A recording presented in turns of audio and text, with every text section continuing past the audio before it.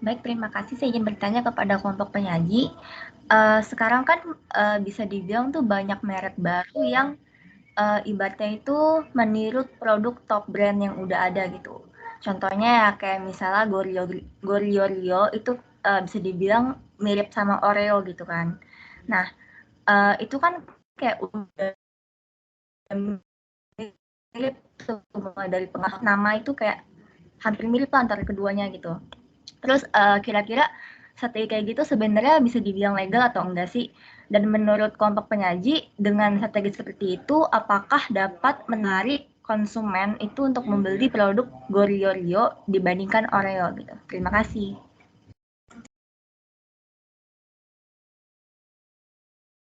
Baik, makasih juga Vira ya pertanyaannya. Mungkin langsung aja kali ya selanjutnya ke Cikita. Oke, izin bertanya kepada kelompok penyaji. Jika brand yang telah dibangun dengan matang itu tidak berjalan semestinya atau gagal, menurut kelompok penyaji, bagaimana cara mengatasi hal tersebut?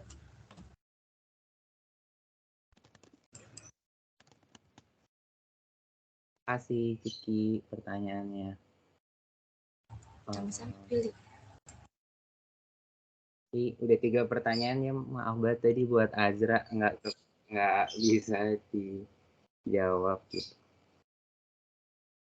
Mungkin minta waktunya sebentar ya Bu, mau discuss terkait jawaban dulu nih, bentar banget. Oke, silakan. Sambil Haris hadir ya.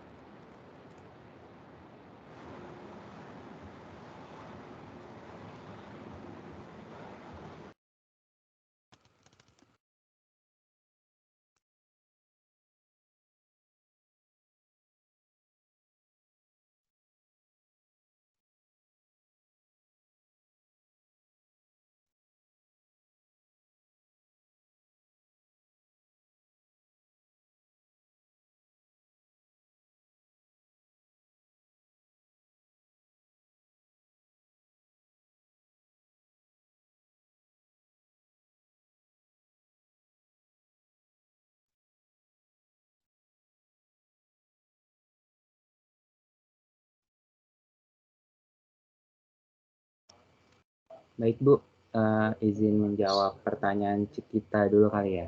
Jadi kan dia nanya nih, yang telah kita bangun dengan matang itu nggak berjalan semestinya atau kayak branding kita gagal gitu dalam melakukan sebuah usaha. Menurut kelompok penyaji itu gimana sih akhirnya kita bisa mengatasinya gitu kan? Jadi apabila kita tuh udah gagal nih dalam melakukan branding dalam suatu produk yang udah kita buat nih, langkah yang menurut saya bisa kita lakukan itu yang pertama, kita melakukan evaluasi terhadap kegagalan dari branding yang kita lakukan sebelumnya. Karena kan kita udah sempat gagal nih. Jadi kita harus evaluasi nih, sebelumnya itu kita ngelakuin apaan sih sampai bisa akhirnya uh, menemukan suatu aspek yang menyebabkan kegagalan dalam branding kita. Segala aspek yang dapat menyebabkan kegagalan dalam branding produk kita itu kita evaluasi dan temukan penyelesaian dari setiap kegagalan yang ada. Terus yang kedua, setelah melakukan evaluasi, kita bisa menentukan arah gerak kita selanjutnya nih. Jadi kita dapat menentukan rebranding dengan lebih matang dan membuat branding pada produk kita lebih baik dengan berbagai evaluasi yang telah ditemukan penyelesaiannya dapat membuat rebranding kita menjadi lebih berhasil. Jadi kan kita kan sebenarnya udah melakukan branding nih dan gagal, berarti kan kita harus rebranding ulang produk kita kan. Jadi menurut saya setelah kita melakukan evaluasi, selanjutnya kita menentukan nih arah jalan kita nih, kayak selanjutnya kita mau kemana setelah apa, kita tuh mau rebrandingnya ke arah yang mana, mau seperti apa gitu. Lalu setelah itu pada saat kita melakukan rebranding juga yang selanjutnya, kita juga perlu menerapkan berbagai strategi pemasaran baru agar rebranding yang kita lakukan dapat diketahui oleh banyak orang dan membuat mereka tahu bahwa produk kita berbeda dibandingkan sebelumnya. Hal ini dapat membuat kepercayaan konsumen kepada produk kita tuh kembali membaik. Jadi kan suatu brand udah dikenal nih dan kita gagal untuk melakukan branding yang kuat gitu. Di saat kita mau nge-rebranding dan udah mau melakukan rebranding, kita juga harus ngasih tahu ke seluruh konsumen kita bahwa kita udah melakukan rebranding sehingga produk yang kita bawakan dari sebelumnya itu punya perbedaan, punya sesuatu hal yang lebih menarik dan lebih baik lagi sehingga konsumen tuh pada akhirnya bisa lebih bisa menaruh kepercayaan lagi ke produk yang kita buat. Mungkin Seperti itu jawaban dari saya. Terima kasih. Terima kasih, Billy. Ya, terima kasih ya Ciki dan Brili untuk jawaban dan pertanyaannya. Saya tambahkan sedikit ya. Strategi branding kemarin kita bahas itu mulainya itu dari brand awareness gitu ya. Evaluasi dulu. Nanti jangan-jangan kamu tuh nggak mulai dari awareness dulu ya, orang nggak tahu itu siapa gitu. Tapi mungkin langsung ke positioning, kan itu sulit, agak sulit ya. Jadi memang dievaluasi, benar kata Brili, stepnya udah benar apa enggak gitu loh. Target pasarnya udah pas atau belum, ya kan. Kemudian habis itu setelah evaluasi, kalau bisa itu pakai yang namanya design thinking, apa sih, creative design thinking. Saya pikir kalau nggak salah saya pernah cerita juga ya, bagaimana itu ada uji cobanya dulu sebelum kita benar-benar launch gitu ya. Jadi uji cobanya dulu, kemudian dievaluasi, kalau memang oke, ini silahkan di launch, kalau memang nanti melakukan rebranding. Dan pastikan bahwa tahap-tahapnya itu jangan langsung kita jualan gitu, tapi kalau dalam strategi branding itu dimulai dari yang namanya brand awareness. Ingat kemarin saya cerita soal si kebab Baba Raffi gitu ya, brand awareness-nya kan dia mulai, oh iya kebab Baba Raffi gitu kan, warnanya kuning, oh iya warna kuning itu udah identik sama si Baba Raffi. Kalau KFC ngelihat kakek-kakek si Sanders, Kolonel Sanders ya kalau nggak salah namanya, oh itu KFC, nah itu adalah bagian dari yang namanya brand awareness. Jadi step-stepnya diperhatikan, karena brand management ini tuh nggak sesederhana yang mungkin kita bahas di sini, karena kan kita bahas di sini hanya kulit luarnya saja. Saya sendiri juga masih belajar seperti itu ya. Kayak gitu ya, mungkin sedikit yang bisa saya tambahkan. Oke, silakan dilanjutkan. Saya ingin menjawab pertanyaan dari Fidelia, yaitu mengapa surface marketing itu berpengaruh dalam berjalannya bisnis, dan bagaimana tanggapan terhadap toko-toko yang memiliki produk murah tapi pelayanan yang buruk. Nah, berdasarkan penjelasan dari kelompok kami, customer experience itu menjadi suatu hal yang penting pada saat kita ingin mendapatkan loyalitas dari konsumen. Nah, pada saat kita memberikan sebuah layanan kepada pelanggan, kita harus memberikan dengan sebaik mungkin, dengan attitude yang sesopan mungkin. Nah, misalkan contoh itu seperti apabila suatu toko seperti Indomaret, mereka kan merupakan bisnis yang menawarkan barang kepada pembeli. Nah, apabila pembeli diperlakukan dengan tidak baik, seperti kasir yang ketus, terus penjaga di saat kita menanyakan barang, namun mereka tidak mau menjawab, dan hal-hal lainnya yang kurang nyaman, itu akan membuat penilaian dari konsumen menjadi lebih buruk. Nah, hal ini akan membuat konsumen lebih nyaman berbelanja di bisnis pesaing Indomaret, itu seperti contohnya Alfamart. Nah, karena Alfamart itu memberikan kenyamanan di saat kita membeli suatu barang. Nah, untuk memberikan harga murah namun pelayanan buruk itu akan kembali lagi kepada konsumen. Nah, terkadang beberapa konsumen itu lebih mementingkan harga dibandingkan pelayanan, dan ada pula sebaliknya. Namun pelayanan yang baik itu menurut saya tidak sesusah untuk diberikan kepada konsumen kita. Nah, kita itu bisa dengan meningkatkan citra usaha kita yang signifikan hanya dengan memberikan pelayanan terbaik pada pelanggan. Seperti contoh itu seperti dengan menjawab segala pertanyaan konsumen yang mereka perlukan. Jawab itu dengan menjawab dengan sopan dan santun. Nah, itu tuh akan membuat mereka nyaman pada saat membeli produk kita. Seperti itu. Apakah cukup, Fidel? Ya. Iya, cukup, Nat. Makasih. Terima Sama-sama. kasih Fidelia dan Nadia untuk jawaban dan pertanyaannya ya. Ya, karena nature-nya manusia ada human touch ya di situ ya. Ya kan. Bayangkan aja kalau kita lagi beli ke toko terus pegawainya itu nggak nyenengin gitu kan. Nah, itu yang menjadi salah satu cara bagi sebuah perusahaan atau sebuah pemasar gitu ya, untuk bisa memberikan nilai tambah gitu. Jadi nggak cuma dari produk atau jasa yang dihasilkan, kualitinya seperti apa, tapi kalau sekarang service marketing itu udah menjadi hal yang wajib kalau menurut saya. Tapi balik lagi, ada juga orang yang ya udah nggak apa-apa, yang penting murah, kan itu balik lagi yang namanya kepada kemampuan atau mungkin karakteristik dari si masyarakat itu sendiri. Tapi yang pasti service marketing menjadi nilai tambah gitu ya, value added bagi si pemasar ataupun korporasi ataupun perusahaan yang memasarkan produk atau jasanya gitu ya. Oke, next pertanyaan terakhir. Oke, saya izin jawab pertanyaan dari Vira. Jadi Vira tuh nanya terkait itu ya, yang banyak produk yang meniru produk yang udah terkenal seperti kayak Goryeo ke niru Oreo gitu kan. Dan itu tuh legal gak sih? Secara kan bisa dibilang plagiat gitu kan. Dan menurut kalian strategi seperti itu dapat menarik konsumen atau tidak gitu? Kayak produk Goryeo dibandingkan dengan Oreo. Berdasarkan tadi kan saya sempat searching gitu kan, legal gak sih Oreo terkait Goryeo itu? Ternyata berdasarkan yang saya cari tahu tadi, sebelumnya Oreo juga udah sempat ngegugat ke PT Siantar Top selaku yang punya brand kayak plagiat gitu, tapi sebelumnya itu nama produknya itu bukan Goryeo tapi Oreo. Jadi sebelum jadi Goryeo itu namanya Oreo, dan itu digugat gitu sama pihak dari Oreo karena itu mirip banget, bahkan kayak dari isinya aja tuh sama-sama biskuit hitam yang diisi sama kayak krim putih, terusan dari kemasannya juga sama-sama biru, dan bahkan sampai penyebutannya tuh kata-katanya tuh kan kayak Oreo sama Oreo kan kayak beda tipis banget kan.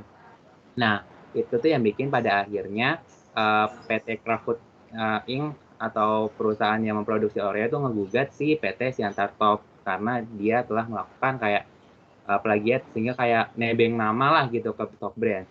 Nah, tapi setelah itu PT Siantar Top ngebuat produk baru namanya Goryeo, tapi itu saya cari-cari belum ada sih kayak gugatan lagi dari pihak Oreo-nya, mungkin karena penyebutannya udah beda kan, dari Oreo sama Goryeo itu kan agak beda kan, jadi orang nggak mungkin kan kalau sebelumnya kan kayak Oreo sama Oreo kan kayak kepleset lidah sedikit langsung bisa aja salah beli kan gitu.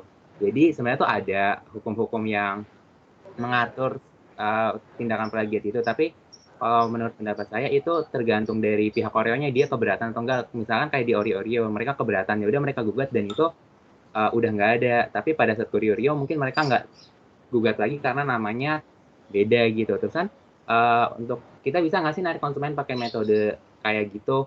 Kalau menurut saya itu bisa-bisa aja karena kan kita lihat lagi aja dari Goryeo itu harganya tuh tadi saya sempat nyari. Goryeo itu satu pak isi 20, satu pak isi 20 bungkus yang isinya 3 itu harganya 10.000. Dengan Oreo satu pak isi 12 tuh harganya 25.000. Itu kan agak jauh gitu kan. Jadi itu bisa membedakan kayak kemampuan beli seseorang aja gitu. Kalau emang kita belum mampu mungkin beli Oreo, kita beli aja Goryeo gitu. Tapi itu dari segi harga. Kalau menurut saya pribadi, kalau kita malah terlalu ngikutin orang, malah kita kayak kalah brand gitu loh, kayak oh produk lu tuh tiruannya Oreo bukan jadi produk kita pribadi gitu. Kalau menurut saya sih bakal jadi penilaian yang buruk karena plagiat kayak gitu. Jadi kayak oh Goryeo, oh plagiatnya Oreo gitu loh, bukan kayak Goryeo yang suatu brand sendiri, berdiri sendiri. Jadi menurut saya lebih ke harga sih dia maininnya, bukan nge-branding bahwa dia tuh produk sendiri. Tapi emang saya sih lebih itu sih kayak agak membuat produk kita tuh jadi kurang dikenal gitu, malah lebih dikenal dengan kata plagiat dibandingkan nama produk kita sendiri. Jadi menurut saya mendingan dibedain aja gitu, karena kan kayak ya isi sama banyak lah, kayak makanan isi sama-sama wafer roll atau apa itu banyak yang sama, tapi dari segi pengemasan atau lain-lainnya itu bisa dibedain dan membuat kayak kita tuh punya brand sendiri gitu loh. Menurut saya sih gitu sih, jadi lebih baik nggak usah ngikutin.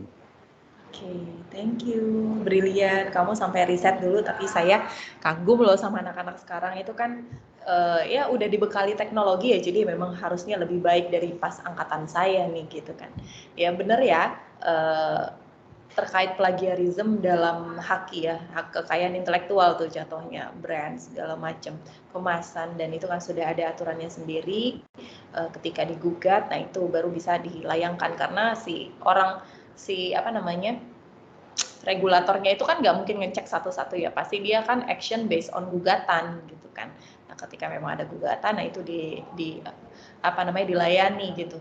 Pernah juga kayak Bensu, kalau saya nggak salah itu pernah juga ya ada gugatan IM dan geprek Bensu, IM geprek gitulah kalau saya nggak salah Bensu sama-sama Bensu itu juga pernah jadi masalah. Kalau dibilang strategi, ya karena orang mikir oh ya udah kadang kalau ngelihat di supermarket oh ya warna biru ambil aja, oh ya nih Rio kadang-kadang suka nyaru gitu kan, itu bisa aja. Jadi memang ada pasarnya, memang ada orang-orang yang tidak terlalu mementingkan merek, apalagi ini adalah produk makanan, bukan produk luxury. Luxury itu kan lebih ada pride-nya ya. Jadi kalau kita pakai barang palsu itu pasti pride-nya agak gimana gitu kan. Tapi kan ini hanya produk makanan yang kalau misalnya harganya lebih murah ya udahlah sama aja gitu kan. Toh juga dimakan, rasanya mungkin ya beda-beda tipis gitu. Ya karena dia buat itu karena memang ada pasarnya. Seperti itu ya, itu memang merupakan strateginya dia. Jadi dia bukan mengincar yang namanya brand positioning. Jadi dia tuh nggak ngincar, oh kalau mau biskuit coklat hitam yang ada krim vanila putih, oh ya Rio. Enggak, bukan itu yang dia incar. Dia hanya incar sales. Ya, dia hanya incar sales. Berbeda mungkin sama Oreo yang memang mereknya sudah terkenal. Jadi dia udah sampai ke brand positioning arahnya gitu. Kalau yang si Siantar Top, kalau menurut saya analisisnya cuma sampai ke sales aja. Gimana caranya produk yang gue hasilkan ini kejual dan ngasilin duit gitu kan, lebih ke arah sales. Beda dengan produk yang lebih luxury ya. Kemarin tuh jenis produknya apa namanya, Bril? Kalau misalnya yang udah agak high class itu, Bril? Kan kamu kemarin ada yang convenience, kemudian ada unsold goods, luxury ya kalau nggak salah, sophisticated atau apa ya, saya lupa. Yang jenis-jenis produk. Yang di atas shopping ya, Bu? Iya, di atas shopping ya. Yang di atas shopping luxury itu kan udah main brand nih. Udah main brand. Nah kalau udah, ya banyak ya sebenarnya kayak tiru-tiruan gitu. Ada mungkin KW1, KW2 dan segala macamnya. Tapi untuk orang tertentu menggunakan barang yang KW itu tidak menjadi bagian dari dirinya gitu kan. Tapi ada juga orang tertentu yang menggunakan barang KW, ya udah nggak apa-apa gitu. Jadi pemasar ini melihat ada pasar yang bisa dia ambil, jadi dia menggunakan strategi tersebut. Gitu ya, Vira semuanya. Baik, ini kita udah bahas untuk chapter sebelumnya ya tentang produk, brand, product and service dan brand ya, brand strategi. Hari ini kita masuk ke pembahasan chapter selanjutnya tentang product life cycle. Hari ini yang present siapa? Cikita sama Denis. Cikita dan Denis. Ini apa namanya, PPT-nya kalian sudah upload belum ya, Cikita ya? Sudah, Bu. Kok saya nggak nemu ya? Di mana? Di folder apa ya? Masuk folder atau di luar folder?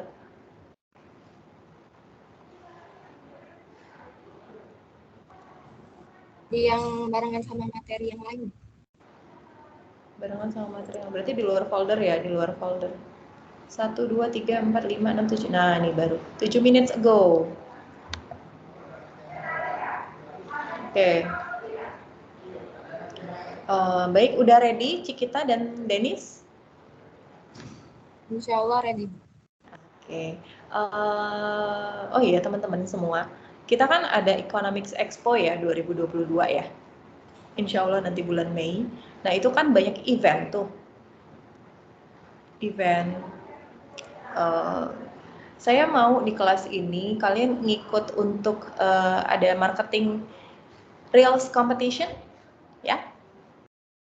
Ya, oke ikut ya. Oke itu kan tim, jadi timnya berapa orang ya? 3 ya. Kalau nggak salah tuh 3. Iseng-iseng aja. Kalau misalnya tim kalian, saya lupa juaranya berapa sih, 1, 2, 3 gitu ya, bisa juara gitu, nggak usah ikut UAS ya. Kalau ada yang juara nih timnya, 1 tim itu juara 1, 2. Kalau nggak salah cuma 3 juaranya, agak sulit sih, tapi saya pikir itu ya lumayan lah, nggak usah ikut UAS gitu ya, langsung nilai maksimal saya kasih. Itu kan berapa persen, kalau nggak salah 30 ya, 30 apa 25 lupa, langsung 30% saya kasih full. Oke ya, masih dibuka nih masa pendaftarannya, silakan langsung aja untuk Cikita, karena ini kita juga di kelas marketing ya, saya pikir nggak ada masalah. Oke, silakan Cikita dan Denis. Oke, dimulai ya Bu. Kayak Brili, tolong bisa. Udah kelihatan belum, Cik? Udah Bril. Oke, dimulai ya. Assalamualaikum warahmatullahi wabarakatuh. Selamat pagi Bu Novriska dan teman-teman sekalian. Perkenalkan, saya Cikita Putri Kameswari bersama teman saya Denis. Kami dari kelompok 8 akan mempresentasikan materi kami, yaitu Developing New Products and Managing the Product Life Cycle, atau mengembangkan produk baru dan mengelola siklus hidup produk. Sebelum memulai materinya, terlebih dahulu saya akan menyampaikan review materi sebelumnya.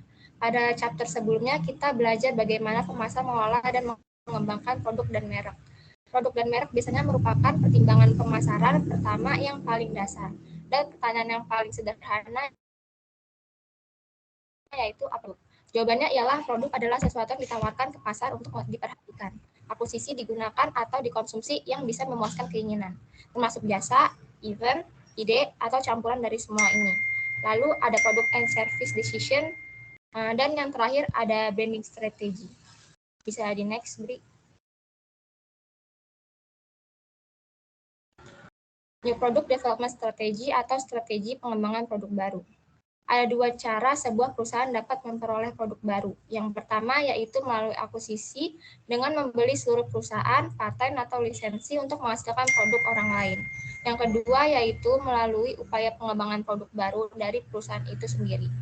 Produk baru yang dimaksud di sini adalah produk asli, peningkatan produk, modifikasi produk, dan merek baru yang dikembangkan perusahaan melalui pengembangan produknya sendiri. Produk baru penting untuk pelanggan dan pemasar yang melayani mereka. Mereka membawa solusi dan variasi baru di kehidupan pelanggan. Dan pelanggan adalah sumber utama pertumbuhan bagi perusahaan. Dalam lingkungan yang cepat berubah saat ini, banyak perusahaan mengandalkan produk baru untuk sebagian besar pertumbuhan mereka. Contohnya, pada produk Apple, iPhone dan iPad diperkenalkan dalam dekade terakhir atau lebih. Saat kedua produk tersebut menjadi yang paling laris di perusahaannya, dengan iPhone aja bisa membawa lebih dari 62% dari total pendapatan global Apple dan 77% dari penjualan yang diperangkat. Melakukan inovasi bisa sangat mahal dan beresiko.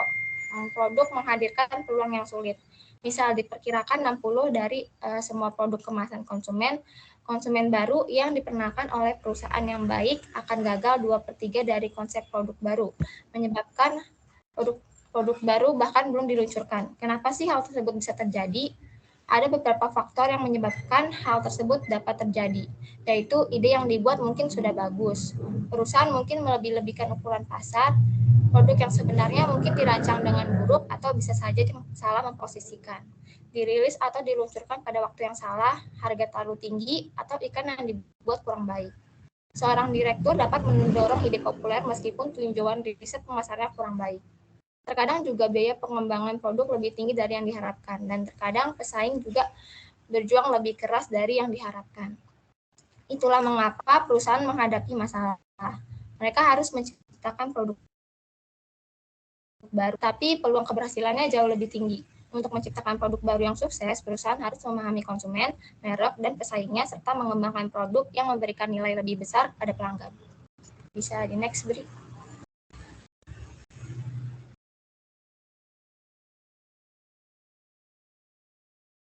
Nah, the new product development process atau proses pengembangan produk baru.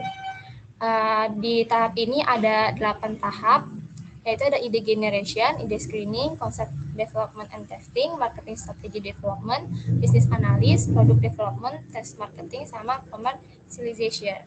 So, di next, Bri.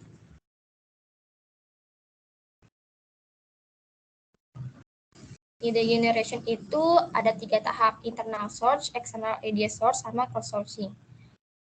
Pengembangan produk baru dimulai dengan generasi ide, pencarian sistematis untuk ide-ide produk baru. Masyarakat seringkali menghasilkan ratusan bahkan ribuan untuk yang bagus. Ide produk baru meliputi sumber internal dan eksternal.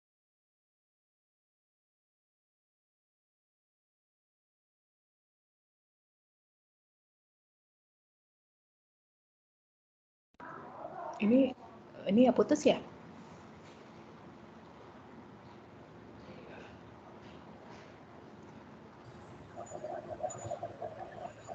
Halo, Cikita? Tadi terputus ya, Bu? Oke, diulang ya. Monggo dilanjut. Internal idea source. Sumber internal mengacu pada penelitian dan pengembangan melalui research and development. Formal perusahaan itu sendiri, manajemen dan staf dan program intrapreneurial, di mana manajer, staf, dan pihak internal lainnya saling mendiskusikan dan memberikan hasil pemikirannya pada ide-ide produk baru. Dengan ini, perusahaan dapat menemukan ide-ide baru. Lalu, external idea source. Sumber eksternal mengacu pada sumber di luar perusahaan seperti pesaing, distributor, pemasok, dan perusahaan desain luar. Sorry, apakah suara saya terdengar? Aman kok, lanjut. Perusahaan dapat menganalisis pertanyaan dan keluhan pelanggan untuk menemukan produk baru yang lebih baik untuk memecahkan masalah konsumen, atau bisa juga mengundang pelanggan untuk berbagi saran dan ide. Lalu pesaing perusahaan menonton iklan pesaing untuk mendapatkan petunjuk tentang produk baru mereka, menganalisis bagaimana mereka bekerja, penjualan mereka, dan memutuskan apakah mereka harus mengeluarkan produk baru mereka sendiri. Lalu distributor dekat dengan pasar dan dapat menyampaikan informasi tentang masalah konsumen dan kemungkinan produk baru. Lalu pemasok dapat memberitahu perusahaan tentang konsep, teknik, dan bahan baru yang dapat digunakan untuk mengembangkan produk baru. Lalu ada crowdsourcing. Crowdsourcing adalah salah satu cara mengumpulkan ide, layanan, atau konten melalui kontribusi sekelompok orang. Melalui crowdsourcing ini, sebuah perusahaan mengundang komunitas luas pelanggan, karyawan, ilmuwan, dan peneliti, dan bahkan masyarakat luas ke dalam proses inovasi. Memanfaatkan luasnya sumber baik di dalam maupun di luar perusahaan dapat menghasilkan ide-ide baru yang tak terduga dan kuat. Bisa di next, Bri.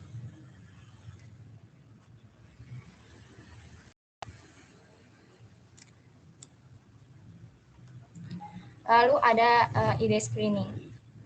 Ide screening ini atau penyaringan ide adalah tahap kedua dari proses pengembangan produk baru. Proses ini merupakan tahap untuk penyaringan gagasan. Tujuannya adalah untuk mengetahui dan mempertimbangkan apakah ide tersebut layak dan memiliki prospek yang bagus. Mengingat pengembangan produk baru merupakan tahap penting untuk membantu perusahaan dalam mencapai tujuannya. Produk baru yang akan dikembangkan harus mewakili ekspektasi pasar, baik dari sisi kualitas dan kuantitas. Pada tahap ini ada 3 hal yang harus dipertimbangkan. 3 hal ini adalah kemampuan perusahaan untuk memproduksi produk baru, pencegahan risiko kegagalan produk, dan biaya-biaya yang timbul. Ada beberapa tahapan untuk memilih dan menyaring produk baru. Yang pertama itu menentukan tujuan pengembangan produk baru. Yang kedua, mengevaluasi produk baru dengan mempertimbangkan sumber daya perusahaan. Yang ketiga, legalitas produk di suatu negara. Yang keempat, tingkat keuntungan yang diharapkan oleh perusahaan atas produk tersebut. Dan yang terakhir, bahan baku dan pelengkap yang tersedia. Bisa di next, Bri.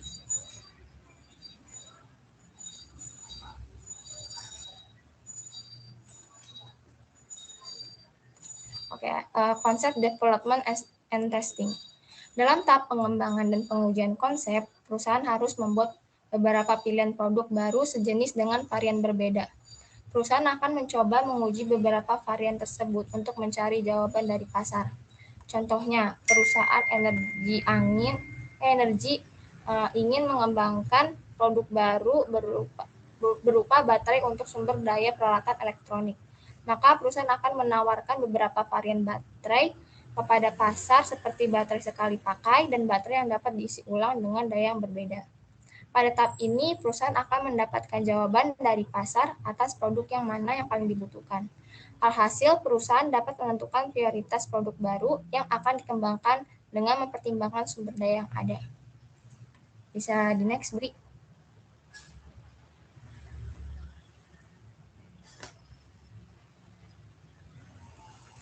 Lalu, marketing strategi development.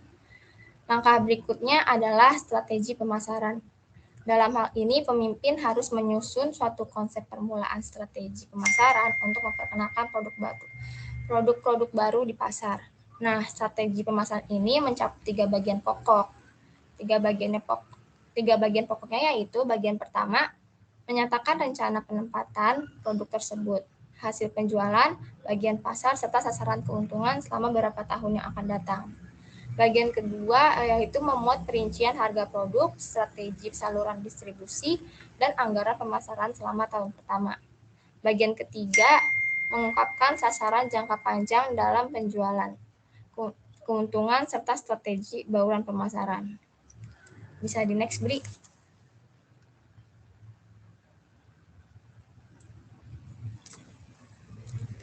Oke, lalu ada bisnis analis. Setelah pengembangan konsep baru dan strategi pemasaran diterapkan, kita dapat mengevaluasi beberapa besar daya tarik bisnis dari suatu usulan. Tetapi hal ini masih belum cukup. Mengapa belum cukup? Karena masih harus diikuti dengan perhitungan proyeksi penjualan, biaya dan keuntungan yang akan diperoleh untuk menetapkan apakah variabel-variabel ini dapat memuaskan target yang ditetapkan oleh perusahaan. Bisa di next, Bri.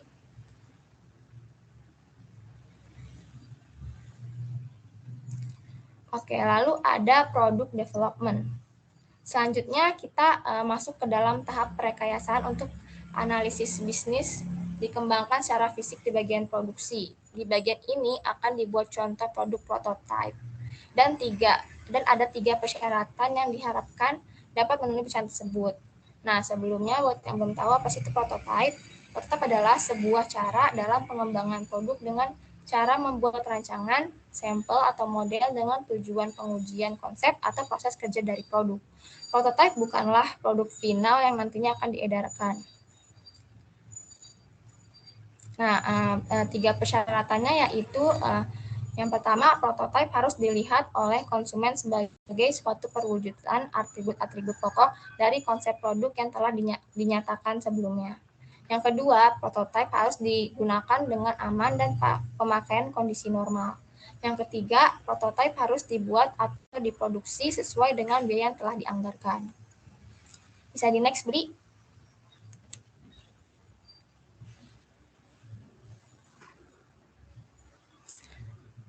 Oke, lalu ada tes marketing. Produk baru yang telah dibuat harus melalui uji pasar, termasuk strategi pemasarannya. Perusahaan harus memastikan bahwa produk tersebut diterima oleh target pasar sesuai segmen pasar yang akan dibidik.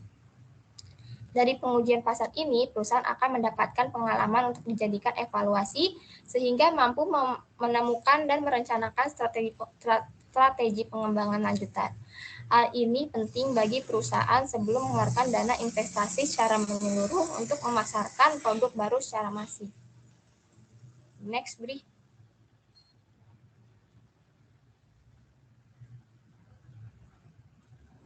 Oke, tahap terakhir itu ada commercialization atau komersialisasi. Pada tahap ini, perusahaan telah memiliki keyakinan untuk mendapatkan imbal bisnis sesuai yang ditargetkan. Oleh karena itu, perusahaan sudah menyiapkan dana investasi untuk memasarkan produk baru di pasar. Sebelum kita memasarkan produk tersebut, ada 4 hal yang harus diputuskan, yaitu yang pertama, kapan perusahaan harus mencari waktu yang tepat untuk meluncurkan produk baru tersebut. Yang kedua, di mana perusahaan harus memutuskan apakah akan memasarkan produk baru secara regional, nasional, atau internasional. Yang ketiga, kepada siapa perusahaan harus menetapkan siapa kelompok pembeli potensial terbaik yang akan dijadikan sasaran promosi dan program distribusinya. Dan yang keempat, bagaimana perusahaan harus menyusun suatu rencana kegiatan yang akan dilaksanakan di pasar. Setiap rencana dan strategi pemasaran telah terjadwalkan sebelum produk baru diluncurkan. Mitra-mitra penjualan seperti distributor atau agen telah sepakat untuk bekerja sama memasarkan produk tersebut. Nah, setelah mengikuti tahap-tahap tersebut, barulah tujuan perusahaan tercapai dengan baik. Bisa di next, Bri.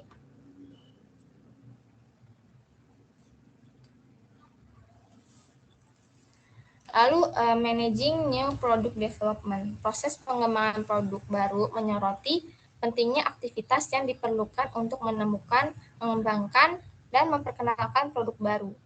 Namun, produk baru pengembangan melibatkan lebih dari sekedar melalui serangkaian langkah. Perusahaan harus mengambil pendekatan keseluruhan untuk mengelola proses ini. Pengembangan produk baru yang sukses membutuhkan upaya yang berpusat pada pelanggan, berbasis tim, dan sistematis. Bisa di next, Bri.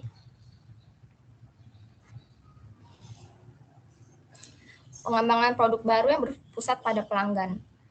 Ketika mencari dan mengembangkan produk baru, perusahaan seringnya terlalu bergantung pada penelitian teknis di laboratorium research and development mereka. Tetapi seperti segala sesuatu yang lain dalam pemasaran, pengembangan produk baru yang sukses dimulai dengan pemahaman menyeluruh tentang apa yang dibutuhkan konsumen. Pengembangan produk baru yang berpusat pada pelanggan berfokus pada menemukan cara baru untuk memecahkan masalah pelanggan dan menciptakan lebih banyak pengalaman yang memuaskan pelanggan. Ada studi yang menemukan bahwa produk baru yang paling sukses adalah produk yang dibedakan, memecahkan masalah pelanggan yang utama, dan menawarkan proposisi nilai pelanggan yang menarik. Nah, studi lain ini menunjukkan bahwa perusahaan yang secara langsung melibatkan pelanggan mereka dalam proses inovasi produk baru memiliki 2 kali pengembalian aset dan 3 kali lipat pertumbuhan dalam operasi pendapatan perusahaan. Dengan begitu, keterlibatan pelanggan memiliki efek yang positif dan proses pengembangan produk baru dan keberhasilan produk. Bagi produk mulai dari pembersih kamar mandi sampai mesin jet. Perusahaan inovatif saat ini keluar dari laboratorium research dan membaur dengan pelanggan untuk mencari nilai pelanggan yang baru. Karena itu, pengembangan produk baru yang berpusat pada pelanggan dimulai dan diakhiri dengan memecahkan permasalahan pelanggan. Bisa di next, Bri.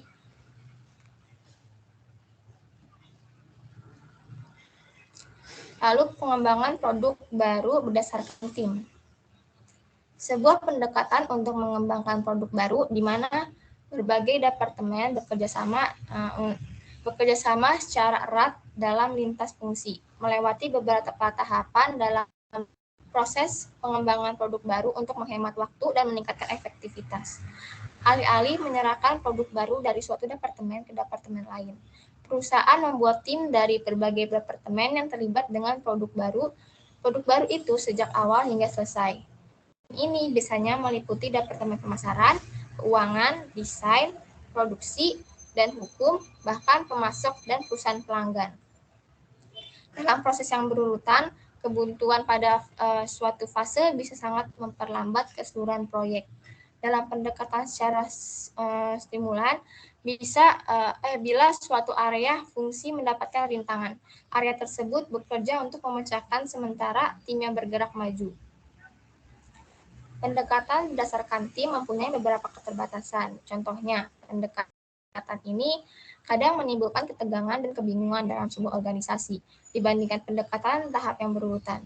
Namun, dalam industri yang cepat berubah dengan siklus hidup produk yang lebih singkat, hasil dari pengembangan produk yang cepat dan fleksibel jauh melebihi resikonya. Perusahaan yang mengombinasi pendekatan yang berpusat pada pelanggan dengan memperoleh produk baru yang tepat di pasar secara lebih cepat. Bisa di next, Bri.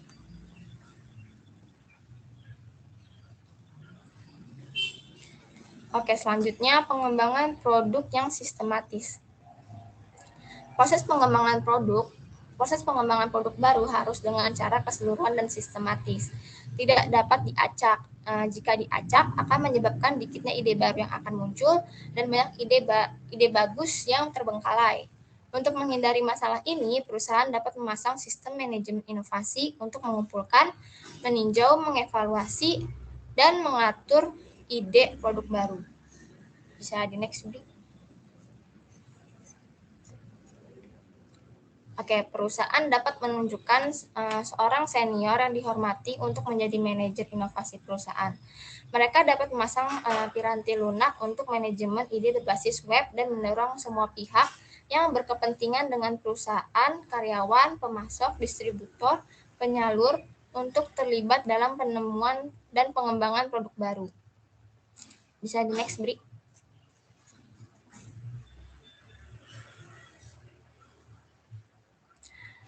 Pendekatan sistem manajemen inovasi memberikan dua hasil yang diinginkan.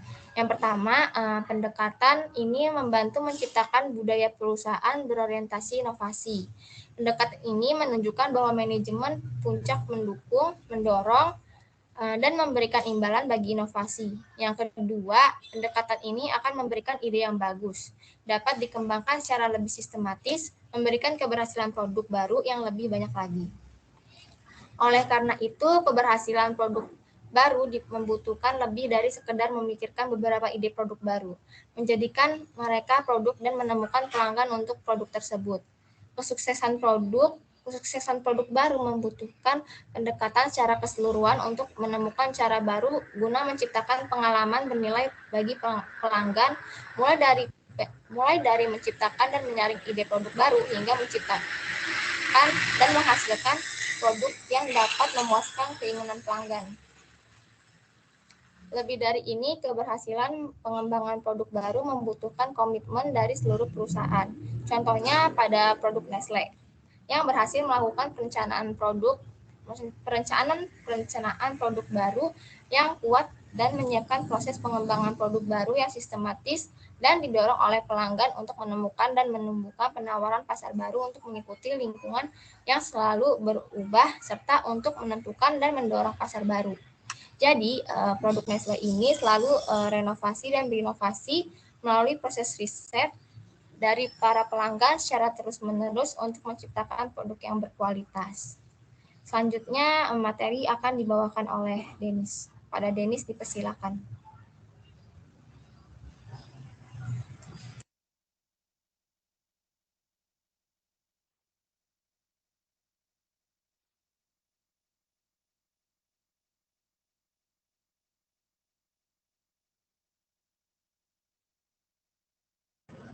Sebentar Bu, mohon maaf, mouse-nya error.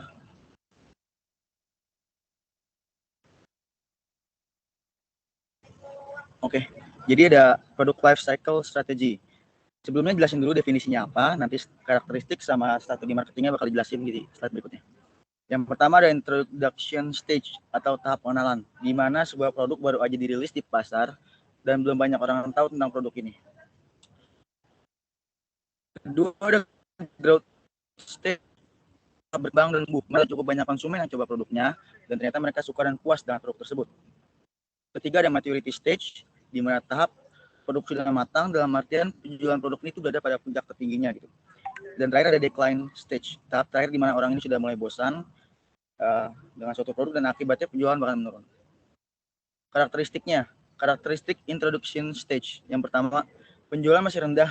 Ini dikarenakan karena masih banyak orang yang belum kenal dengan produknya karena baru launching gitu. Biaya yang dikeluarkan untuk tahap ini itu masih tinggi. Biasanya biaya ini dipakai untuk marketing, iklan dan lain-lain. Sorry, Bri, bisa di next slide. Oke, ini dia karakteristiknya. Dilangin tadi, biaya yang dikeluarkan pada tahap introduction stage ini masih tinggi karena biaya ini dipakai untuk marketing, iklan, dan lain-lain. Lalu keuntungan atau profit pada introduction stage ini masih negatif atau masih dibilang belum ada untungnya. Karena perusahaan juga belum nyari untung pada tahap ini, mereka berupaya semaksimal mungkin biar orang tuh kenal dan tahu sama produknya dulu. Lalu ada customer atau konsumen. Konsumen yang beli pada tahap introduction ini tuh konsumen-konsumen inovator atau pionir. Biasanya tuh YouTuber yang suka nge-review atau content creator gitu, atau juga orang-orang yang suka coba-coba. Lalu kompetitor. Di tahap ini kompetitor masih sedikit karena kompetitor masih ngeraba nih tren dari produk ini tuh masih positif atau negatif. Lalu ada growth karakteristik, growth stage. Penjualannya ini udah meningkat drastis karena produknya udah ada yang nyoba atau bisa dibilang udah masuk pasar, dan ternyata pasar itu puas dengan produknya. Biaya yang dikeluarkan untuk stage ini, pada tahap ini ya standar aja. Jadi nggak banyak biaya kayak tahap introduction yang sebelumnya. Keuntungan atau profit pada growth stage ini meningkat seiring dengan penjualan yang tadi meningkat juga. Lalu jenis konsumen yang beli produk di tahap ini tuh konsumen yang up to date dan biasanya udah ngelihat testimoni dari si konsumen yang pertama tadi. Jadi mereka baru berani buat beli produk ini. Lalu kompetitor mulai bertambah karena perusahaan lain pasti ngelihat tren bagus dari suatu produk ini dan mereka mulai bikin produk dengan kategori serupa. Lalu ada maturity stage atau tahap mature. Penjualan pada tahap ini biasanya di puncak-puncaknya, lagi tinggi-tingginya nih. Nah, di tahap ini juga penjualan tuh cenderung stabil dan mulai menurun secara perlahan. Lalu biayanya. Pada tahap ini biaya yang dikeluarkan tuh cenderung rendah karena tadi orang udah pada kenal sama produknya, banyak juga yang udah beli dan cobain, jadi mereka nggak mau spend uang banyak lagi buat biaya kayak promosi dan lain-lain. C. Lalu ada high profit atau keuntungannya tuh tinggi karena tadi penjualannya lagi di puncak tertinggi, keuntungan juga otomatis di puncak tertingginya juga. Lalu konsumennya, tipe konsumennya ini ya masyarakat biasa, dalam artian masyarakat yang beli karena suka atau karena butuh gitu. Kalau yang tadi tipe early adopters itu karena mereka mungkin gak mau ketinggalan tren dan segala macam. Tapi kalau tipe mainstream adopters ini itu beli ya karena mereka suka aja gitu atau butuh aja dengan produknya. Kompetitor tetap ini cenderung stabil dan bahkan menurun juga. Lalu tahap terakhir ada decline. Nah, di tahap ini penjualan bakal menurun nih. Ya tadi karena pasar mungkin bosen atau ada inovasi yang lebih baru lagi dan sebagainya. Lalu biaya cost yang dikeluarkan juga tetap rendah seperti tahap maturity tadi. Keuntungan atau profit yang di tahap ini juga menurun. Karena dengan menurunnya penjualan tadi, otomatis profit juga bakal menurun. Tipe konsumennya. Ini tuh konsumen yang kudet atau kurang update. Jadi misalkan teman-temannya udah beli dari tahun lalu, ini dia baru beli sekarang gitu. Kompetitor pun ikut menurun juga seiring dengan tadi. Nah, setelah tadi karakteristik dari setiap tahap udah dijelasin, sekarang kita masuk ke strategi marketing dan objektif apa aja yang harus ditetapkan pada setiap tahap nih. Boleh di next slide, Bri? Oke. Jadi marketing objektif create product, engagement, and trial itu di introduction stage. Jadi objektif marketing objektifnya di introduction stage ini, dia sebisa mungkin biar orang-orang ini ngelihat, biar orang-orang tahu, kenal dulu sama produknya. Objektifnya berhenti di situ dulu. Lalu untuk di growth stage itu maximize market share. Market share ini pangsa pasar atau bisa disebut rasio penjualan. Jadi rasio penjualan itu apa? Rasio penjualan itu total persentase keuntungan persentase penjualan perusahaan kita dibandingkan dengan persentase penjualan perusahaan lain. Jadi sebisa mungkin pelanggan tuh biar ditarik ke kita gitu, ke perusahaan kita. Di tahap maturity stage itu maximize profit while defending market share. Artinya apa? Artinya itu yang dicari itu bukan memaksimalkan pangsa pasar tadi, udah bukan memperebutkan pangsa pasar, tetapi lebih ke memaksimalkan keuntungan sembari mempertahankan pelanggan-pelanggan kita tadi. Objektifnya di situ. Lalu yang tadi di decline stage, marketing objektifnya itu reduce expenditure and milk the brand. Jadi sebisa mungkin dikurang-kurangin pengeluaran-pengeluaran yang nggak perlu biar ya biayanya berkurang. Strateginya untuk di introduction stage, strategi produknya ini offer a basic product. Artinya ya udah yang ditawarin yang produk basic aja, misalkan ayam goreng ya ayam goreng aja gitu. Lalu di growth stage itu offer product extension, service, and warranty. Jadi kalau tadi di ibaratnya di introduction stage ini ayam goreng aja, di growth stage ini ditambahin kayak misalkan ayam goreng free sambal atau free ongkir dan sebagainya.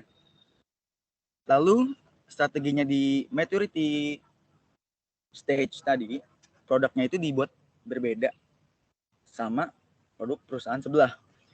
Ini contohnya gini, packagingnya kita bedain, packaging kita bikin bagus dan sebagainya, biar beda lah sama sebelah. Ibaratnya sebelah pakai styrofoam, kita pakai kardus di print dan segala macem. Lalu strategi di decline stage tadi untuk produk ini phase out with item. Jadi untuk item-item yang nggak kepakai, yang udah nggak kejual, yang sedikit-sedikit gitu pembelinya, itu dia asal jual aja lah. Kalau misalnya kalian pernah lihat sport station itu yang last call dan diskon gede-gedean itu, nah itu biasanya itu mereka produknya masuk ke decline stage. Untuk price-nya sendiri, harga, untuk strategi harganya ini, untuk di introduction stage ini, use cost plus pricing. Cost plus pricing ini ya harga yang biasa, maksudnya modal ditambah dengan keuntungan yang mau kita ambil. Jadi ya basic. Terus untuk growth stage ini, price to penetrate market. Jadi biasanya kalau untuk penetrate market, untuk masuk ke market, biasanya harganya itu bakal kita turunin atau kasih diskon, atau kita tambahin ininya, value dari produknya, biar produknya itu terkesan lebih murah dibanding dengan produk-produk perusahaan lain. Lalu untuk di maturity stage ini, price to match or beat competitor. Jadi kalau udah di maturity stage ini, harga itu rata-rata kita samain range-nya sama kompetitor perusahaan-perusahaan lain. Misalnya perusahaan lain jual sepatu 500.000, kita jual 480 atau 490. Jadi harganya bersaing gitu dengan harga kompetitor. Lalu untuk yang decline stage tadi itu cut price atau dipotong harganya, yang tadi itu yang last call, diskon gede-gedean. Jadi yang penting produk-produk tadi itu kejual aja gitu, berapapun kejualnya yang penting kejual, nggak jadi stok mati. Distribution, build selective distribution, itu untuk introduction stage. Jadi untuk introduction stage ini, distribusinya ini selektif atau dipilih yang benar-benar khusus dengan target marketnya aja. Misalkan jualan sepatu-sepatu hype kayak Nike, Adidas dan segala macam. Terus distribusinya ini diselektif nih, diseleksi yang mana nih yang kira-kira emang pasarnya gitu. Contohnya ya di Kuningan atau di Metropolitan Mall. Nggak mungkin kalian jual sepatu hype gini tapi distribusinya kalian ke BKT gitu kan, atau Pasar Jatinegara, itu kan nggak mungkin. Terus lalu untuk yang di growth stage, build intensive distribution. Maksudnya ini jadi cabang-cabangnya tuh dibuka lebih banyak lagi dengan target market yang sama tadi. Terus untuk maturity stage di build more intensive distribution. Jadi dibuat lebih lagi, cabangnya dibuka lebih banyak lagi, yang sebelumnya 10 dibuka jadi 20, 25 dan sebagainya. Lalu untuk yang decline stage, untuk distribusinya sendiri itu go selective, pass out unprofitable outlet. Artinya tuh yang outlet cabang-cabang yang kira-kira nggak menguntungkan, yang cuman buang-buang biaya, salesnya nggak bagus, itu ditutup. Jadi biar mengurangi biaya-biaya yang nggak perlu. Advertising, untuk introduction stage tadi, strategi iklannya ini build product awareness among early adopters and dealers. Jadi target audiensnya untuk iklan di tahap introduction ini itu bukan langsung target marketnya nih, tapi yang early adopters sama dealer-dealer tadi, ya maksudnya reseller, terus dropshipper, yang gitu-gitu, biar mereka ngelihat produk kita dulu. Terus di growth stage, build engagement and interest in the mass market. Baru kalau di growth stage ini baru kita masuk ke yang target market kita, yang pasar besarnya. Target audience kita tadi bukan reseller lagi, bukan dropshipper lagi, jadi udah bener-bener yang target market sebenarnya lah, pasar sebenarnya gitu. Lalu untuk yang maturity stage ini, untuk advertising, stress brand difference and benefit. Jadi kita mengiklankan kelebihan-kelebihan kita, keunikan brand kita dibandingkan dengan perusahaan lain gitu. Jadi biar perusahaan kita dari produk kita itu menonjol gitu. Untuk yang terakhir di decline stage ini, reduce to level needed to retain hardcore loyal. Jadi iklan ini sewajarnya aja, seperlunya aja untuk pelanggan-pelanggan yang loyal-loyal aja gitu. Self promotion,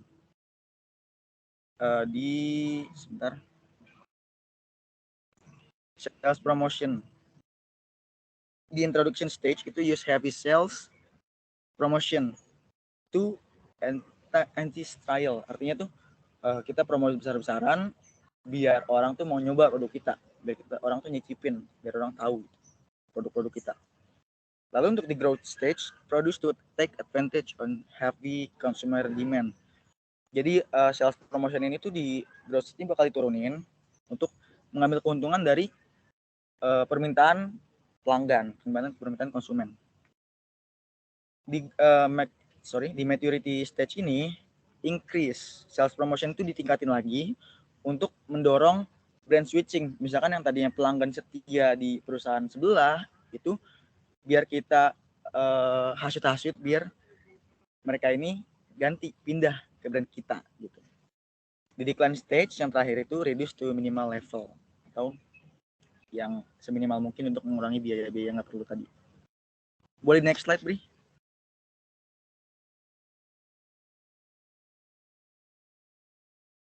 Bri, sorry. Boleh di next slide? Oke, lalu additional product and service consideration, product decision and social responsibility. Jadi pemasar nih harus mempertimbangkan masalah kebijakan publik dan peraturan mengenai pengeluaran produk, perlindungan paten, kualitas dan keamanan produk, serta jaminan produk. Jadi gini, sebelum mengeluarkan suatu produk, itu kita tuh harus riset dulu tentang kebijakan-kebijakan apa aja nih. Terus juga tentang hak paten, ada nggak nih produk serupa yang udah dipatenkan gitu. Karena kalau kita ngeluarin produk yang udah dipatenkan, yang ternyata tuh orang lain udah patenkan gitu, sebuah produk atau brand, itu nanti kita bisa dituntut ke pengadilan gitu. Lalu kualitas dan keamanan produk dan jaminan produk. Jadi kualitas dan keamanan produk ini sebelum dipasarkan ini harus dicek dulu nih. Makanya ada divisi quality control, itu biar maksudnya tuh kalau misalkan nanti kan konsumen terluka atau celaka gara-gara produk kita yang cacat, itu juga nanti perusahaan bakal bisa dituntut ke pengadilan juga. Lalu international product dan service marketing. Pemasar produk dan layanan internasional menghadapi tantangan khusus, yaitu pertama mereka harus mencari tahu produk lain apa yang akan diperkenalkan dan di negara mana. Maka mereka harus memutuskan berapa banyak untuk melakukan atau menyesuaikan produk dan layanan mereka untuk pasar dunia. Jadi maksudnya gini, sebelum mereka mengeluarkan produk, mereka harus riset dulu. Target market mereka itu siapa sih? Kebudayaan target marketnya itu apa aja? Misalkan di India gitu. Target market mereka orang India. Nah, orang India tuh suka makan yang kayak gimana sih? Suka makan yang pedas apa yang manis? Suka pakai sepatu apa? Nah, itu tuh yang kayak gitu kebudayaan harus di research dulu sebelum nanti akhirnya mengeluarkan produk. Begitu researchnya udah keluar, baru produknya bakal bisa dikeluarin dengan jumlahnya berapa, harganya berapa, dan sebagainya. Boleh di next slide nih, Dri?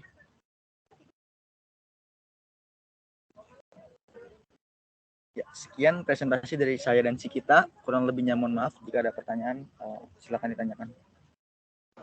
Ibu, izin Bu, Bu, saya boleh minta ini nggak Bu? Untuk sesi tanya jawab dikurangi jadi 2 sesi atau 1 sesi gitu Bu. Soalnya kebetulan saya lagi temenin nenek saya kontrol ke rumah sakit dan pulangnya juga harus digotong gitu, nggak bisa jalan sendiri. Ya udah, it's okay. Nggak apa-apa, mungkin ini kita buka 1 sesi dulu ya. Siap. Terima kasih. Ya, monggo. Silakan. Terima kasih ya Denis dan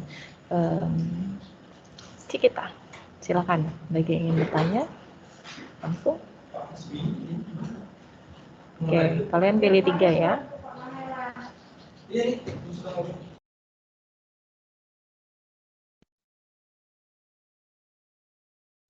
Oke, untuk Muhammad Vicky boleh.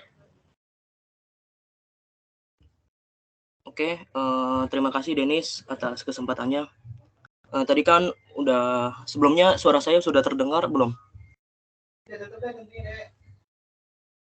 Cek. Sudah. Oke, tadi kan kelompok penyaji sudah menjelaskan nih tentang bagaimana membangun dan mengembangkan produk baru di perusahaan. Nah, pertanyaan dari saya nih, jikalau kelompok penyaji menjadi seorang manajemen pemasaran di suatu perusahaan, bagaimana nih langkah-langkah yang harus diambil ketika kita sudah dapat menemukan dan mengembangkan produk baru dan mendapatkan tempat di hati konsumen, kalian tuh bisa mempertahankan produk tersebut di pasar dan daya jualnya itu tidak menurun sehingga tetap bersaing dengan kompetitor yang ada atau yang sama dengan kita. Terima kasih. Mungkin segitu aja.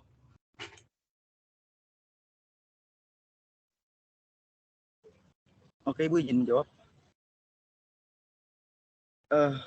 Jadi tadi Vicky bertanya gimana kalau sudah mendapatkan tempat di hati konsumen dan gimana biar penjualan tuh nggak menurun gitu. Jadi kalau tadi Vicky ngomong sudah mendapatkan tempat di hati konsumen, saya berasumsi bahwa dalam life cycle produknya ini sudah mencapai maturity stage atau udah tahap matang produknya. Jadi menurut saya langkah yang paling tepat untuk pemasarannya itu dengan cara menunjukkan kelebihan dan keunikan produk kita dibandingkan dengan produk perusahaan sebelah, Bu. Jadi dengan begitu perusahaan kita lebih menonjol dan beda gitu, Bu. Ibaratnya jadi purple cow. Gitu. Ya, thank you ya. Saya tambahin dikit nih. Udah nunjukin keunggulan sehingga udah sampai atas nih kan udah mentok. Supaya nggak decline gitu ya. Kan takutnya ini decline nih kan yang paling ditakutkan dari tahap maturity. Itu ada inovasi gitu. Entah misal katakanlah kita ambil contoh kayak produk Coca-Cola. Coca-Cola dulu kan launching di sekitar tahun 1800-an ya kan, sampai akhirnya dia sudah menjadi minuman soda yang ternama, sudah mendapat brand positioning juga gitu kan. Tapi muncul teman-temannya yang lain, kompetitor kayak Pepsi dan sebagainya.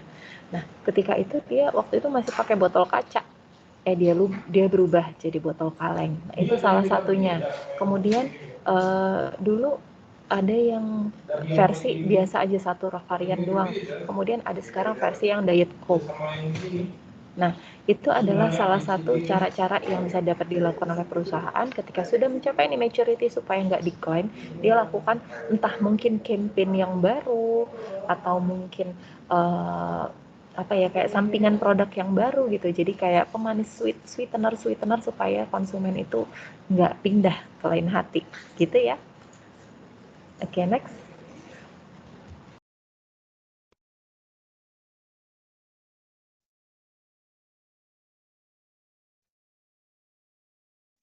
Oke, kalau saya Zahra boleh pertanyaannya. Sebelumnya suara saya sudah terdengar. Terdengar Zahra. Oke. Tadi sudah disebutkan oleh kelompok penyaji beberapa tahapan untuk idea screening seperti menentukan tujuan, mengevaluasi, dan lain-lain gitu kan. Nah, menurut kelompok penyaji sendiri, jika salah satu dari tahapan tersebut itu tidak dilakukan atau dilewati gitu, apakah penyaringan ide untuk proses pengembangan produk baru ini akan tetap berhasil?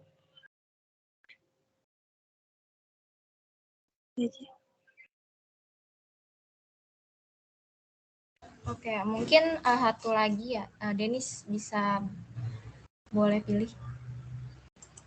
Dikumpul dulu aja ya. Dinda deh boleh. Tadi Dinda pertama. Baik, suara saya terdengar? Agak kecil ya. Terdengar Dinda. Menurut kelompok, jika sudah melakukan tes market, tetapi ternyata produk yang target pasar tidak sesuai yang dibidik. Apakah langkah yang kalian lakukan selanjutnya? Apakah akan merubah targetnya atau merubah sesuai dengan target yang sudah dibuat awal?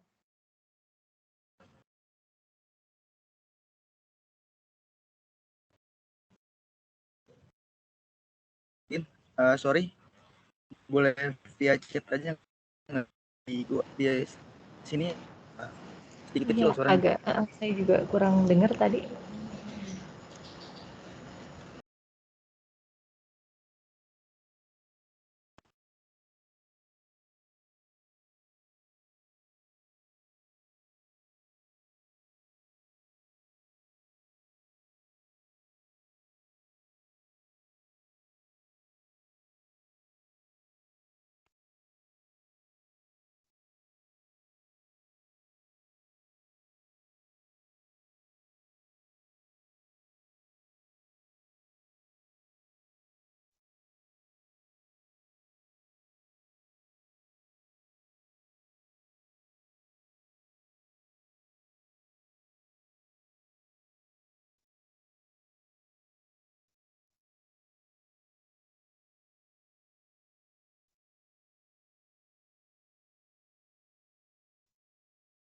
Oke Bu, minta waktu untuk diskusi dulu 3 menit.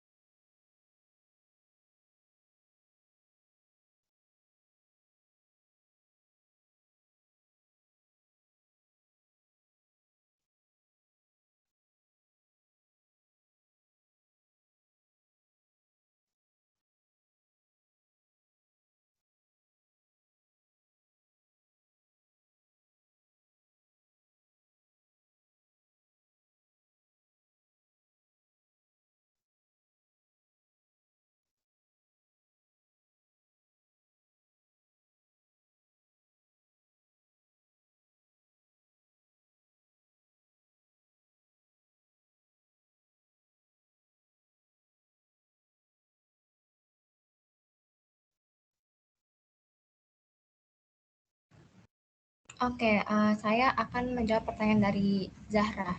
Tadi Zahra nanya, jika salah satu dari tahapan tersebut tidak dilakukan atau dilewati, apakah penyaringan ide untuk proses pengembangan produk baru tetap berhasil? Kalau menurut saya, jika salah satu tahap perusahaan akan mengalami hal yang buruk atau tidak dapat mencapai tujuannya dalam pengembangan produk baru. Karena tahap-tahap tersebut merupakan tahap penting untuk menyaring suatu gagasan atau ide. Dengan tujuan untuk mengetahui dan mempertimbangkan apakah ide tersebut layak dan memiliki prospek yang bagus. Pada tahapan ini ada 3 hal yang harus dipertimbangkan. Ketiga hal ini adalah kemampuan perusahaan untuk memproduksi produk baru, pencegahan resiko, dan biaya-biaya yang timbul. Apakah sudah terjawab, Jarak? Cukup, Cikita. Terima kasih atas jawabannya. Ya, terima kasih ya Cikita dan Zahra. Idealnya kan seperti itu gitu kan. Sebenarnya bisa aja sih tahapan pengembangan produk baru tanpa melalui tahapan tersebut gitu. Tapi ya nggak akan maksimal gitu kan, nggak akan optimal gitu. Jadi memang tahapan-tahapan tersebut saya pikir itu semuanya penting gitu ya. Bagaimana kita mulai mengeneralisasi ide, menggali ide atas produk baru gitu kan, sampai akhirnya kemudian strateginya seperti apa, kemudian testing, kemudian ada evaluasi dan akhirnya launch. Seperti itu ya. Oke, silakan lanjut yang terakhir. Oke, untuk pertanyaan Dinda tadi, jika sudah dites market dan ternyata nggak sesuai gitu ya, jawabannya tadi jika nggak sesuai dengan target market, yang paling bijak yang harus dilakukan adalah dengan memodifikasi produknya. Kenapa memodifikasi produk dan tidak mengganti target marketnya? Karena target marketnya sudah ditentukan dari awal, dan produknya ini memang sebelumnya itu diniatkan untuk memuaskan atau menyelesaikan masalah dari target market sebelumnya ini. Jadi yang harus dilakukan itu memodifikasi produk dan bukan mengganti target marketnya. Kalau ada yang kurang mau ditambahin, Bu? Oke, saya pikir udah cukup ya, karena jadi mungkin generalisasi target marketnya itu kan, target market ada sekumpulan orang, mungkin dimodifikasi supaya sesuai nih produknya, kita tes lagi gitu kan, tes lagi mungkin tapi agak lebih luas gitu. Jadi nggak cuma yang di situ aja. Kadang bisa jadi target market sama-sama di target market A nih, tapi mungkin dia agak A1, yang sini A2 gitu-gitu. Nah, itu ketika memang sudah mentok, emang udah nggak bisa lagi, dia mungkin sampai A3 dia coba udah nggak bisa, berarti ada yang salah nih.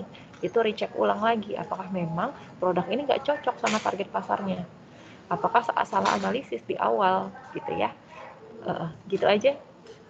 Mungkin Dennis, mungkin satu pertanyaan lagi ya kali ya, saya juga jam 10 ada agenda. Satu pertanyaan lagi mungkin silakan dipilih. Boleh, Bu? Cikita, silakan pilih. Ini deh, ya Imam boleh ini yang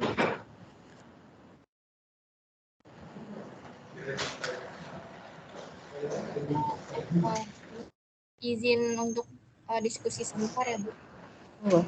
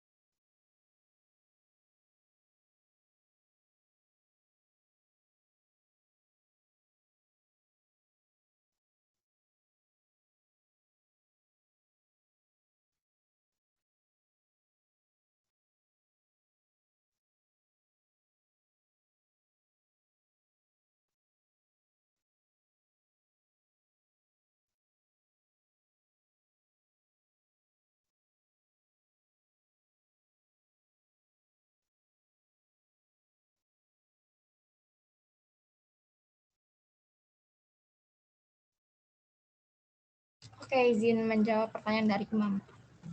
Tadi Imam nanya dalam ide generation ada metode crowdsourcing. Apakah sekelompok orang itu harus mempunyai kemampuan di bidang tersebut atau bisa dari kalangan biasa pada masyarakat umum? Dan apa contoh perusahaan yang menggunakan metode tersebut? Nah, izin menjawab, seperti yang tadi saya jelaskan di tahap crowdsourcing, sekelompok orang tersebut tidak perlu mempunyai keahlian dalam bidang ini. Sebuah perusahaan dapat mengundang komunitas luas pelanggan, karyawan, ilmuwan, dan peneliti, dan bahkan masyarakat luas ke dalam proses inovasi. Memanfaatkan luasnya sumber baik di dalam maupun di luar perusahaan dapat menghasilkan ide-ide baru yang tak terduga dan kuat. Salah satu contoh perusahaannya itu salah satu perusahaan yang menggunakan metode crowdsourcing ini itu ada perusahaan Levi's. Ketika Levi's ingin menemukan bintang baru untuk kegiatan pemasaran pada tahun 2012, Levi's memutuskan untuk menjalankan strategi crowdsourcing dengan menggunakan Instagram. Levi's meminta penggemarnya untuk mengupload gambar diri ke jaringan, nge-tag mereka dengan hashtag I'm Levi's. Selama kontes terdapat lebih dari 3.513 foto di Instagram yang merupakan respon yang layak pada saat itu. Nah, pada saat itu Instagram masih tersedia di iOS.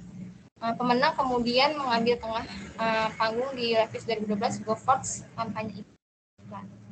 Apakah sudah terjawab, Imam?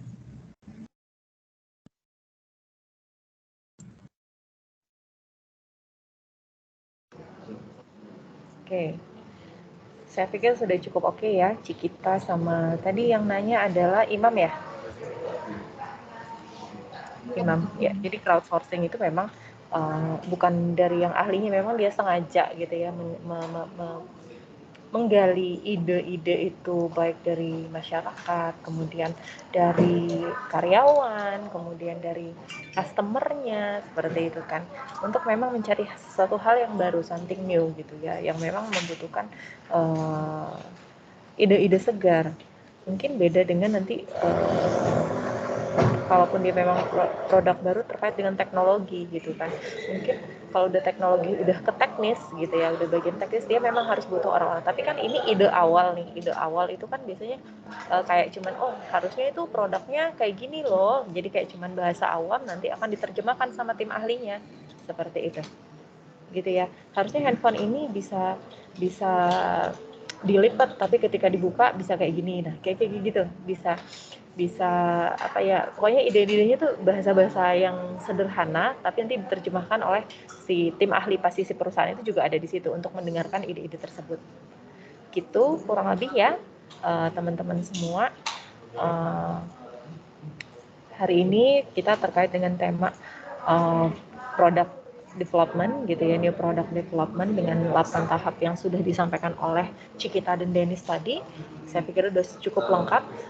Kemudian ada product life cycle. Cuma masukan saya sedikit saja untuk slide presentasinya. Di situ kan ada tahapan 8 ya, tapi tim dari kelompok ini menyajikannya based on text gitu. Akan lebih baik ketika ini bentukannya tahapan atau siklus, kalian sajikan juga gambarnya sebelum keterangan. Kan di buku itu ada siklusnya, jadi orang-orang tuh bisa kebayang ketika dia masuk di tahap perkenalan itu, introduce gitu kan, dia tuh di mana sih. Jadi kalau orang ditanya product life cycle, oh iya yang kayak gitu bentuknya, udah inget di maturity-nya di mana, kemudian di decline-nya di mana gitu. Jadi orang-orang kebayang maturity itu seperti apa. Kemudian tadi tahap yang 8, better dibuat kayak diagram juga. Orang biasanya akan lebih bisa mengingat yang namanya visual dibanding oleh teks. Nah, gitu. Boleh ditambahin dengan teksnya kalian tadi, tapi akan better kalau kalian menyampaikan yang tadi saya sampaikan ya. Oke, baik, mungkin itu aja ya kelas kita hari ini. Terima kasih banyak atas atensinya. Semoga apa yang disampaikan oleh Dennis dan Cikita serta diskusi dari teman-teman semua ini memberi manfaat buat kita semua. Tetap terus belajar. Nanti ingat ya, ikut marketing competition tadi, yang bisa juara nggak usah ikut UAS. Oke, baik, terima kasih. Saya cukupkan kuliah